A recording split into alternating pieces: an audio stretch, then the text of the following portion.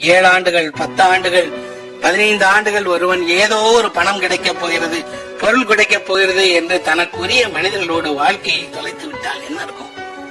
எத்தனை பேர் யோசித்து பாருங்கள். வெளிநாடுகள்ல வேலை செய்யறாங்க, பணம் சம்பாதிக்க வேண்டும் என்ற ஒரு நெருக்கடியை தவிர அவர்கள் மனம் முழுவதும் வீட்டிலேயே தான் இருக்கு, பிள்ளைகளோடயே தான் இருக்கு, எப்போது திரும்பி வருவோம்ங்கிற அந்த ஏக்கத்தோடையே தான் இருக்கு.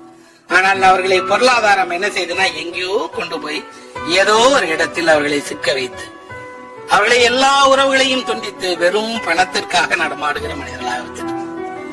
உலகம் இதை பத்தி கவலையே படாது. ஏனால் சம்பாதிக்கிற மனிதன் மட்டும்தான் இந்த உலகில் மிகப்பெரிய வெற்றியாளன், சாதுரியமானவன், உலகை புரிந்து கொண்டவன். ஆனால் இலக்கியம் மட்டும்தான் அவனுடைய துயரத்தை, பிரிவை, மழை பெய்கிற நாட்களில் நான் வீட்டில் இருந்திருக்கலாமே, பிள்ளைகளோடு சேர்ந்து இருந்திருக்கலாமே என்று அவன் நினைக்கிற தவிப்பை, சந்தோஷத்தை கூட நாம பயந்து கொள்ள ஆள் இல்லையே என்று பார்க்கிற விஷயங்களை, இன்னும் சொல்ல போனால் கையில் பணம் இருக்கிறது ஆனால் யாருக்கு வாங்கி கொடுப்பது என்று தெரியவில்லையே அப்படிங்கக்கூடிய அவனுடைய மன பிரச்சனையை இலக்கியம் தான் நண்பர்களே